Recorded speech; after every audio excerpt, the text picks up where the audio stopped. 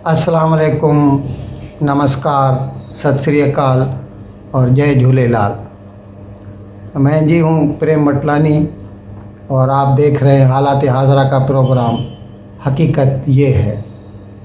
Programme शुरू करते वक्त हस्बे हाल आप सबसे ये दरख्वास्त करता चलूँ कि जिस किसी साहब या साहिबा ने अब तक हमारे इस प्रोग्राम को, हमारे इस चैनल को सब्सक्राइब नहीं किया, हज़राए करम जल्द से जल्द सब्सक्राइब करें, प्रोग्राम को लाइक करें, शेयर करें और घंटी का बटन ज़रूर दबाएं। कल साबिक वज़ीर आज़म जनाब इमरान ख़ान ने पेशावर में प्रेस कॉन्फ्रेंस की।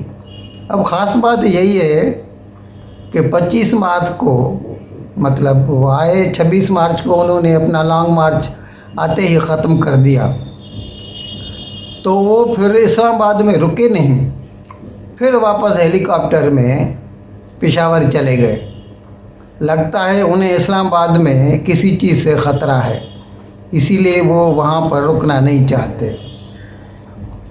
अच्छा, अभी हर जगह ये चिमी गोइयाँ हैं कि आखिर क्या हो गया इमरान ख़ान को, क्यों उसने जो अनाउंस किया था लॉन्ग मार्च, सिट इन, धरना, आते ही ख़त्म कर दिया, इतना नुकसान कराया पूरे पाकिस्तान का और हासिल तो कुछ भी नहीं हुआ।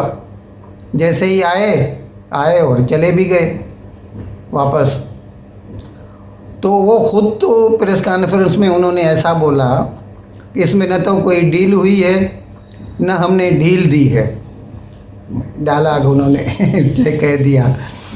लेकिन लोग ऐसा कह रहे हैं। एक हैं साबिक NSA नेशनल सिक्योरिटी एडवाइज़र जनाब जनरल नईम खालिद लोधी, उन्होंने अपनी राय का इज़हार किया। उन्होंने कहा कि इसका सिट इन ख़त्म कराने का जो क्रेडिट है या उसकी जो वजह है वो एक 3 साहब थे, एक साबिक जनरल, एक व्यापारी और एक साबिक जज। इन तीनों ने मिलकर इसे यूँ कहे कि मजबूर किया कि वो अपना सिट इन ख़त्म करे। लेकिन कुछ लोग तो ये भी कहते हैं, जैसे राना सनाउल्लाह ने कह दिया कि क्योंकि वो मजमा इकट्ठा करने में नाकाम हुए। उन्होंने तो 2 मिलियन 3 मिलियन यानी 20 लाख 30 लाख तक की बात कही थी। यहाँ हालत ये थी कि 15-20 हज़ार से ज़्यादा लोग नहीं थे।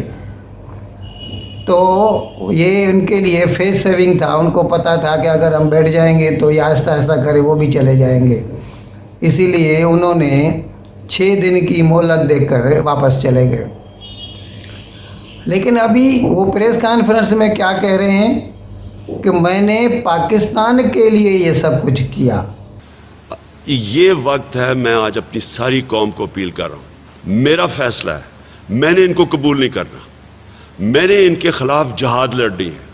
मैं आप सबको कहता हूँ कि 6 दिन मैंने दिए हैं, सारी कौम तैयारी करें अपनी हकीकी आज़ादी के लिए। और इस बारी जब हम निकलेंगे, हम तैयारी करके निकलेंगे।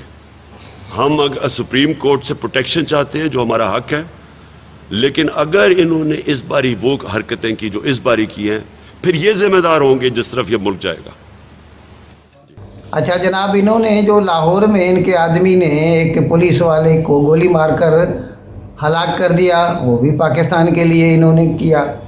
अच्छा, इनके जो लॉन्ग मार्च में साथ में आए थे PTI के आम कारकुनान, गरीब आदमी, उनमें से 4-5 आदमी रास्ते में चलते चलते हलाक हो गए, वो भी इन्होंने पाकिस्तान के लिए किया।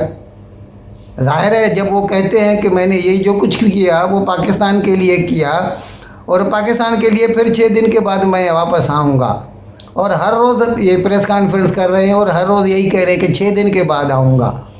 हर रोज़ यही बात, वो अपनी बात पे जमे हुए हैं कि 6 दिन के बाद आऊँगा मैं वापस और ये ऐसा करूँगा। इमरान ख़ान ने अपने लॉन्ग मार्च की नाकामी का ख़ुद ही एतराफ़ कर लिया अपनी प्रेस कॉन्फ्रेंस में। اور اس کی وجہ بقول ان کی نامکمل تیاری تھی۔ اب دیکھیے جناب، 1 مہینے سے یہ جلسے کرتے پھر رہے ہیں اور 1 مہینے سے یہ دھمکیاں دیتے رہے۔ تاریخ تو خیر انہوں نے بعد میں دی، لیکن 1 مہینے سے کہہ رہے تھے کہ لانگ مارچ ہوگا، دھاوا بولا جائے گا اسلام آباد پہ، 20 لاکھ لوگ آئیں گے۔ اس میں پھر شیخ رشید نے بھی اپنا کہہ دیا یہ خونی لانگ مارچ ہوگا، لوگ خود سوزی کریں گے، اپنے آپ کو جلائیں گے، اور نہ جانے کیا کیا۔ فواد چودھری نے بھی کہا کہ یہ خونی لانگ مارچ ہوگا، لیکن اس کے بعد جب پہنچے تو کیا کہہ رہے ہیں کہ ہماری تیاری مکمل نہیں تھی، اسی لیے ہم اچھی طور پہ مطلب ہمیں قبل از وقت اپنا دھرنا ختم کرنا پڑا۔ اور ایسا کہہ رہے ہیں کہ ابھی ہم واپس جا رہے ہیں اور دوسری مرتبہ مطلب 6 دن کے بعد جب ہم آئیں گے، ان کا کہنا یہی ہے کہ 6 دن کے اندر اگر الیکشن کی تاریخ کا اعلان نہ کیا گیا تو وہ 6 دن کے بعد آ جائیں گے اور پھر تیاری کر کے آئیں گے۔ اب اس کا مطلب پہلے جو 1 مہینے سے کہہ رہے تھے تو انہوں نے تیاری نہیں کی تھی اور اب دوسری تیاری کریں گے، اور اس کا مطلب ہے اور زیادہ خون خرابہ ہوگا۔ اور ابھی اس مرتبہ اسلام آباد جلا ہے، دوسری مرتبہ خدا بچائے کیا کیا جلے گا۔ عمران خان کہتے ہیں کہ لوگ بغاوت پر آمادہ ہیں، لوگ بغاوت چاہتے ہیں کیونکہ عمران خان سے کرسی چھن گئی ہے، اسی لیے لوگ بغاوت پر آمادہ ہیں۔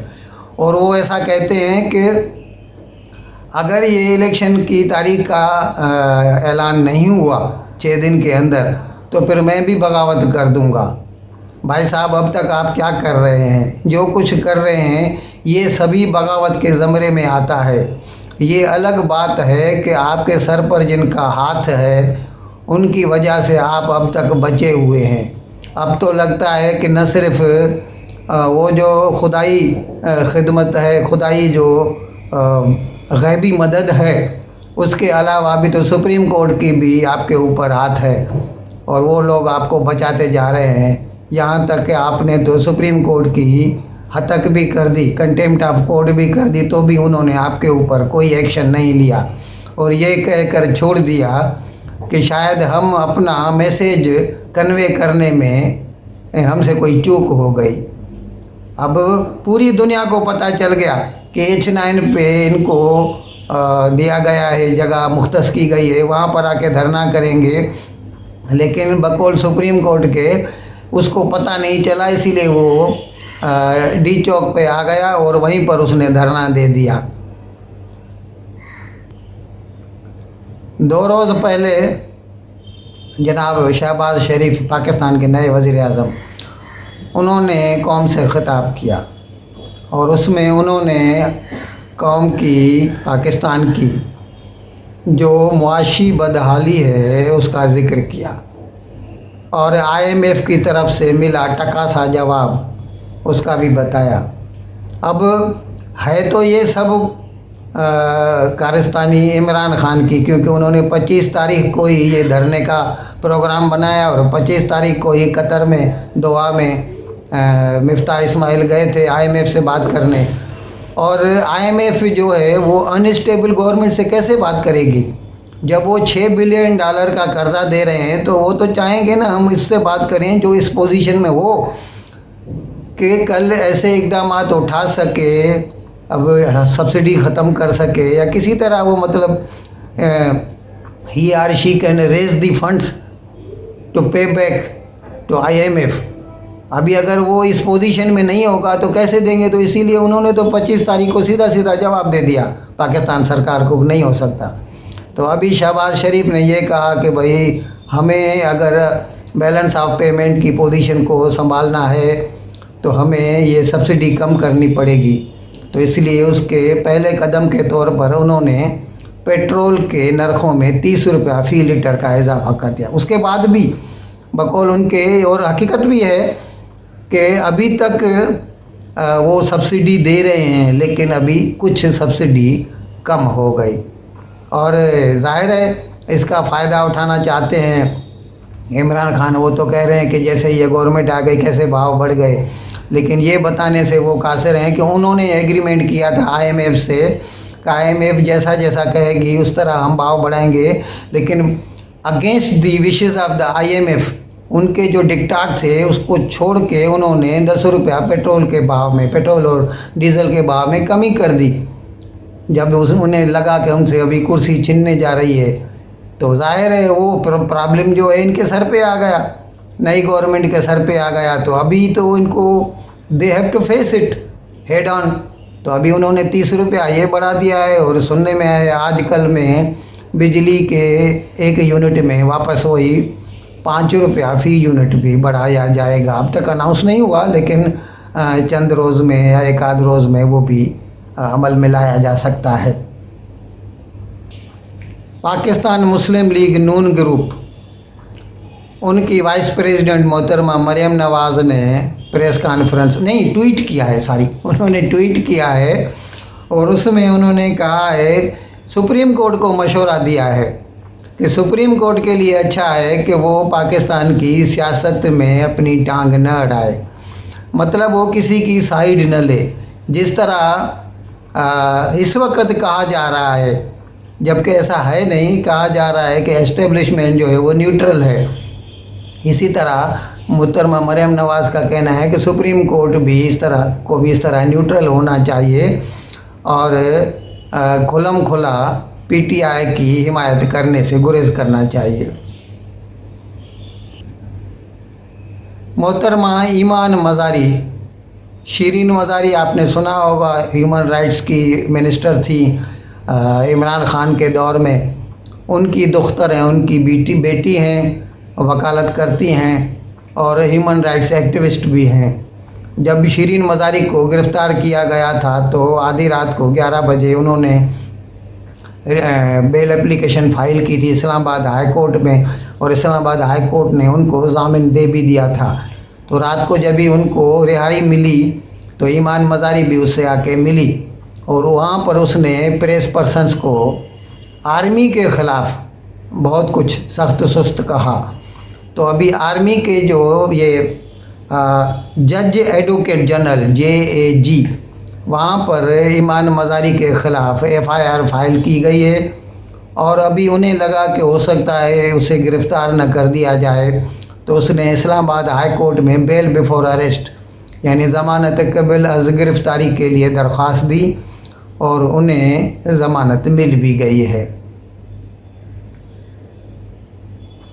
ان الفاظ کے ساتھ میں آپ سبھی بھائیوں اور بہنوں سے پروگرام ختم کرنے کی اجازت چاہوں گا، لیکن آپ سے وداعی لینے سے پہلے ایک مرتبہ پھر آپ سے یہ درخواست کرتا چلوں کہ جس کسی صاحب یا صاحبہ نے اب تک ہمارے اس چینل کو سبسکرائب نہیں کیا، برائے مہربانی جلد سے جلد سبسکرائب کریں، پروگرام کو لائک کریں، شیئر کریں اور گھنٹی کا بٹن دبانا نہ بھولیں۔ بہت بہت شکریہ۔ خدا حافظ۔